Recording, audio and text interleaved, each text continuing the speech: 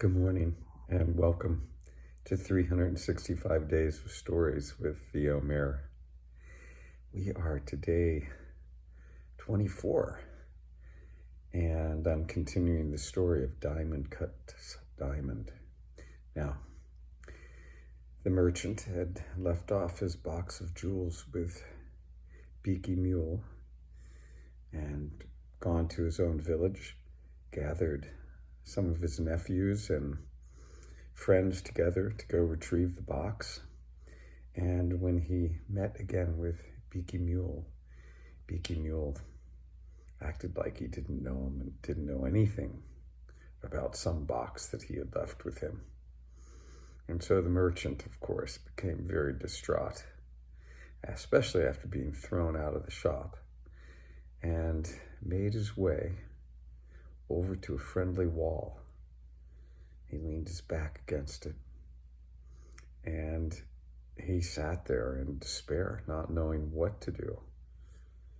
Here, all of his wealth that he had gained for years so that he could live in comfort for the rest of his life was gone. How was he going to recover it? There was no way. He sat. Dusk came, and all those nephews and men who had come with the merchant, they thought, where is he? He hasn't returned. We're going to make our way home to our own village, and off they went. The merchant sat. He was ruined. And as he sat there, a young man and his friend came by. They came by and they looked at the merchant sitting there on the wall. And the one young man who was quite happy and joyous, his name was Kushi Ram. Kushi Ram looked at the man and went, And his friend went, must be a thief here in the evening like this, waiting for somebody. Kushi Ram said, no, I don't think so. See, no thief will be out in the open like this at this time of the night. They'll be lurking in the dark somewhere, but not open on the street like this. Well, the two discussed a little bit as they went on their way. 5 a.m, Kushi Ram was returning by the same way, this time unaccompanied by his friend. And the merchant, there he sat still against the wall, lamenting. Kushi Ram thought, this is definitely no thief. But worse, there's something truly the matter with this man. He took it upon himself to find out and see if he might be able to help. And he inquired, my good man, what is it? What is it that's wrong? Are you ill?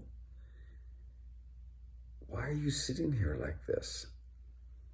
The merchant looked up at Kushi Ram, this young man, and said, I am afflicted with an illness that no medicine can cure. Nothing. He hung his head. Kushi Ram said, don't be silly. I know just the medicine that will cure you, I think. And he took the merchant by the arm and he pulled him up onto his feet and he drug him home to his own abode. Now, Kushi Ram had been given a great amount of wealth, almost as a boy, and with no one to watch over him, because that wealth had come into his hands by the loss of his parents. He spent his money quite freely on whatever it was that caught his fancy. And oftentimes, the person most close to him, which was him himself, He was carefree, high-spirited, and shrewd into the bargain. Here he brought the merchant into his house, set him down at the table, poured him a large glass of wine, fed him, and after he was contented, at least in body, he asked the merchant to relate his story. Well, the merchant shared everything that had happened, and Kushi Ram burst into laughter. Oh my God, you trusted Bikamule with your treasure? He is the biggest thief in this entire town, unless you believe what some people say, that it is me. Oh, my friend, don't worry. We'll figure something out to get your box of gems back. Well, with this, the merchant felt some relief, some comfort that maybe something could be done. Well, later that day, Kushi Ram invited a number of his friends over.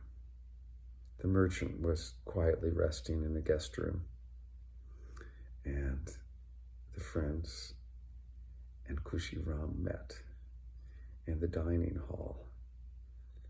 There was food, there was drink, and there was laughter and loud exclamations. And this went on for quite some time.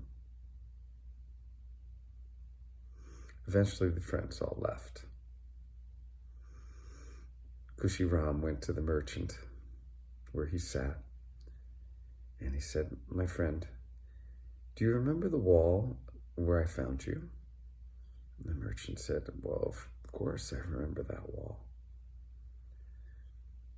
Kushi Ram said, "Well, what I want you to do tomorrow is to go again and stand there in that same place. Now, I have a plan, and when you are beckoned, which you will be, to come with speed and ask again of Bikamule your box of jewels." "Ah," said the merchant, "why would I do that? It will come to no good. He's already made it perfectly clear that he will not return that box or any of the jewels to me. This makes no sense." Kushi Ram assured the merchant that all would be well and said, "Just do as I say, and we will see what happens." Well, the merchant felt his spirits rising again. He felt some relief that perhaps this young, joyous man and his friends had thought of some plan that would actually work. The laughter and the exclamations that he had heard earlier had not really left him with that feeling. He thought maybe they were even laughing at him for having been taken advantage in the way that he was. Well, the merchant slept that night, not as well as he often did. He knew that everything was on the line. The next day,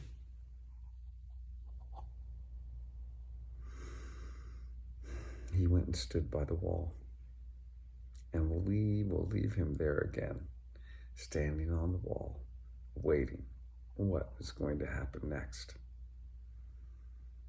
Okay. Third part of Diamond Cuts Diamond, and I'm sure the finish of the story tomorrow. I hope you have a good rest of the day. Thanks again for joining, and please share this channel with anybody, everybody who would appreciate a good story.